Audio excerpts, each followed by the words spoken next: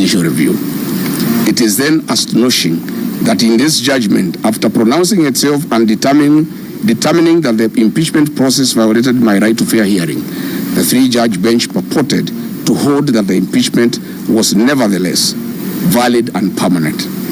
In yet another paradoxical determination, the bench decided that the Senate failed to follow expected constitutional impeachment process by refusing to use the required select committee. The Senate instead moved directly to plenary. Then, for no determined reason, in a single sentence, claimed to be bound by the Supreme Court decision in Sonko case, which was in regard to impeachment of a governor, and which decision the bench went on to distinguish. This was exceptionally incomprehensible. Dear Kenyans, in this regard, earlier today, I held a consultative engagement with my legal team led by Senior Counsel Paul Kibuge-Muite, and we have clearly analyzed the judgment and have instructed them to challenge this judgment at the Court of Appeal. For avoidance of doubt, I moved to the High Court to fight for my rights and those of Kenyans who participated in the 2022 general elections that have been violated. My prayer was to seek the quashing of an illegal process of impeachment. It is only after the determination of illegality, as has already happened, and setting aside of the impeachment, as should have happened, we were to consider asking for damages for constitutional violations. The 50 million Kenya shillings awarded to me is an insult to my fundamental rights and freedoms and a mockery of the Constitution. We are not interested. Money was never the issue here. Justice and constitutional supremacy was. I am one Kenyan leader who will not and cannot be swayed by promises of money to allow violation of the Constitution. I stand as a matter of principle to protect constitutional rights and defend the Constitution. This is an oath that I swore, and Kenyans know me for that. If I was interested in money, Mr. William Ruto had offered me 2 billion Kenya shillings in an effort to entice me avoid impeachment and choose resignation. But I stood for my rights and that of over 7 million Kenyans who voted for me. I rejected this offer and faced the National Assembly. This is in public domain. No offer, no amount of money can stand between me, my rights, and the rights of the citizens of Kenya under the Constitution. So if I could reject 2 billion, offering me 50 million is a serious joke. And a retired principal called me last night, listening to the judgment, that my rights were violated, but if the impeachment is vacated, there will be a constitutional crisis because there will be 2 deputy presidents.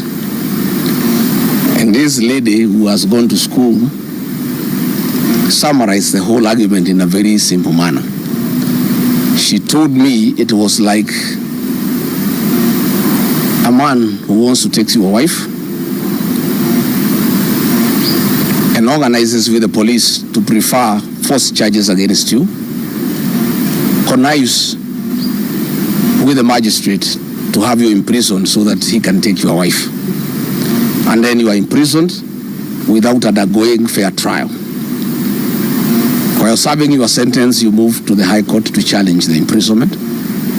And the judge of the High Court comes to the conclusion that the imprisonment was unfair, it was wrong, because he was not given fair hearing.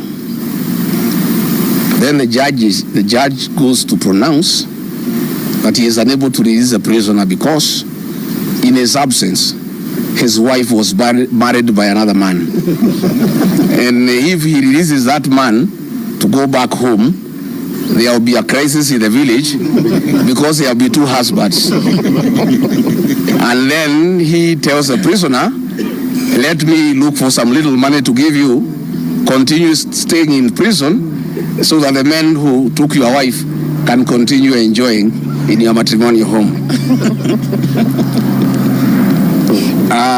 Fellow Kenyans, my supporters and Kenyans from across the country have reached out to me. They are enraged, bitter, and apprehensive about the false narratives being spread by the state that I'm ineligible to run for office as President of the Republic of Kenya.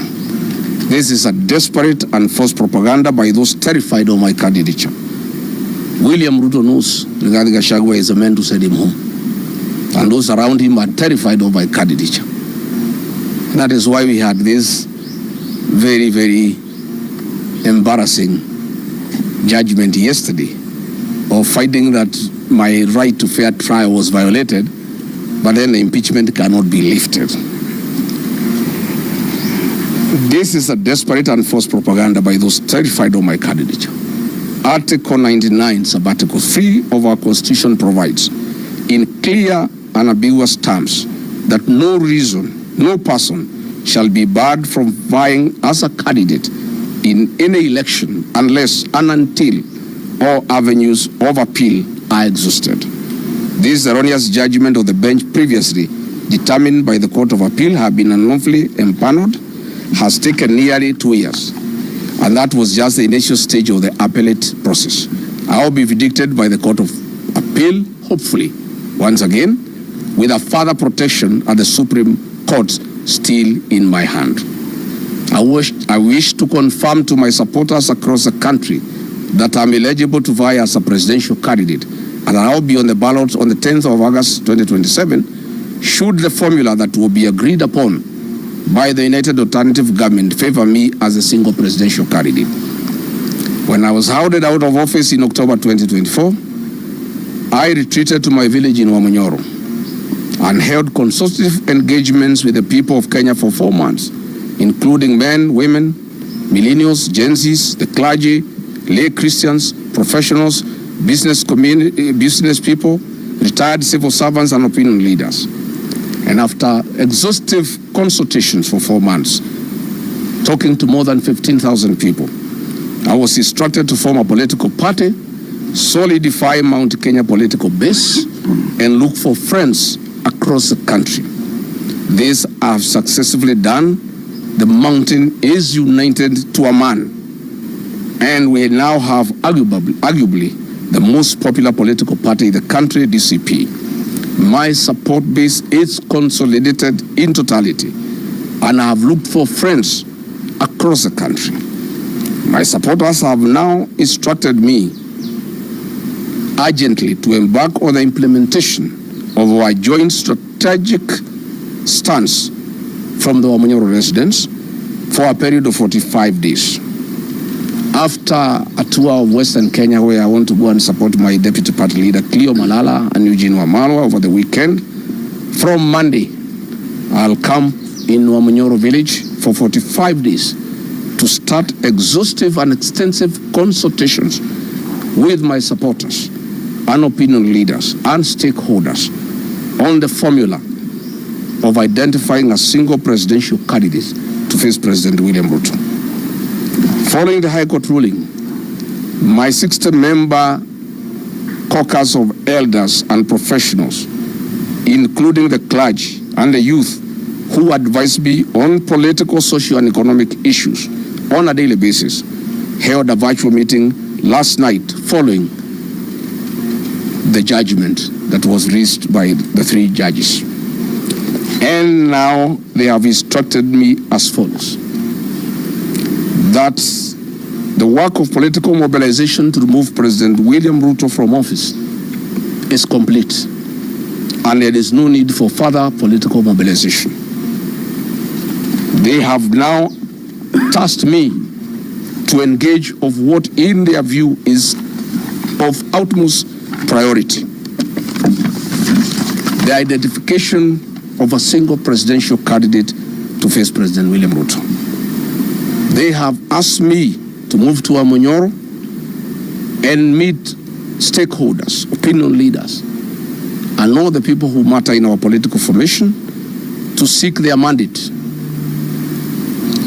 and authority to initiate negotiations with my core principles with a view of identifying a single presidential candidate. They have instructed me that having a single presidential candidate against President William Ruto is not negotiable, and it's the only way to liberate this country. And they have asked me to stick to that commitment. And I therefore want to assure the people of Kenya that Rigathi Gachagua, on instructions from his supporters, who are in millions, nearly 10 million people, who will lead from the front to identify a single presidential candidate to face President William Ruto.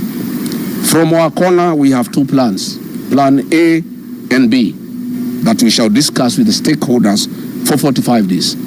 You will not see me anywhere in public rallies. I will be doing very, very serious, extensive consultations, because this is critical for the country. It's extremely critical for the country. We have two plans. Plan A is to mobilize support from across the country in the event that my colleagues and the formula we shall agree on favor me as the presidential flag bearer. Plan B, in the event that the formula does not favor me as a single presidential candidate, to get mandate from my supporters to, jointly with the other core principles, identify a single presidential flag bearer to face President William Ruto. I want to reiterate and firmly state to the people of Kenya that I remain committed to work with my colleagues in the United Alternative Government towards the cause of a single presidential flag bearer. I remain hopeful that I will be that candidate for the election of the presidency. I have the capacity and the muscle, I have the infrastructure and the presidential experience, I have the necessary networks and great mobilization capacity, numbers behind me, and a very good strategy for the presidential campaign.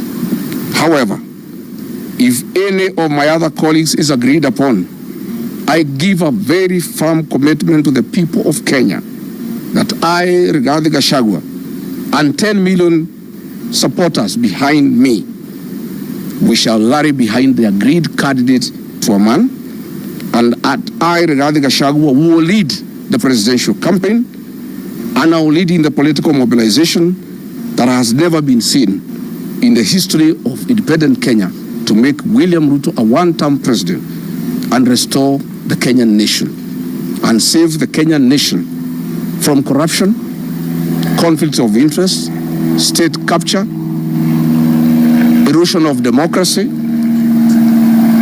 extrajudicial killings, wanton sale of public assets, and the embarrassment that our country has faced for meddling in our foreign policy. I want to say we must get back our nation. I want to say that Kenyans have lost far too much to be quantified, and we cannot lose more. Kwa hivyo mimi nataka kuhakikishia Wakenya ya kwamba safari ya kutafuta kiongozi mmoja wa kupingana na William Ruto imeanza, na Rigathi Gachagua ndio ataongoza. And I'll do whatever it takes to mobilize my colleagues, to persuade them, to make it possible to have one single presidential candidate. And I want to tell William Ruto and his supporters, it is I, Rigathi Gachagua, who mobilized 4 million votes to make him president. I will mobilize 10 million voters to take him home.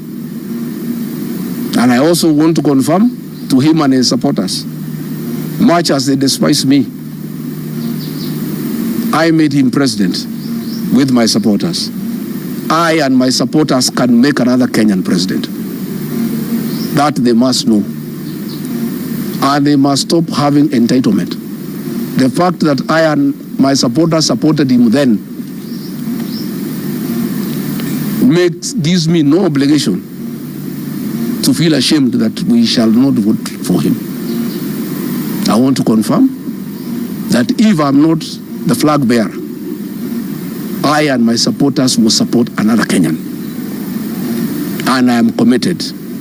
And I will do whatever it takes with my colleagues to make sure there is no division within the opposition, to make sure that everybody moves along, to persuade all my supporters to move along with me, that in case it is not me, I'll persuade all my supporters. I'll persuade all my supporters, including President Uhuru Kenyatta, who is my supporter, that all of us from our support base will put our vote in one basket in favor of the agreed presidential candidate, be it Rigathi Gachagua, be it Kalonzo Musyoka, be it Fred Matiang'i, be it George Natebea, be it Eugene Wamalwa, be it Edwin Sifuna, be it Martha Karua. It does not matter. Once we agree, and we shall agree, and I can tell you the commitment is total, we shall move on. I have left the issues of court now to my lawyers. I have no other responsibility from today. It is to make sure that we have one single presidential candidate against President William Ruto. Once that is achieved, I will then get back to the ground and start political mobilization. But in the meantime, after this weekend when I go to Western, you will not see me again in political mobilization. We are moving now into the phase of strategy to identify one single presidential candidate, and then after that is done, we start the work of political mobilization. Asanteni sana. Hakuna maswali. Nafikiri is very clear. Yeah, bana. It's very clear. It's clear. Very clear.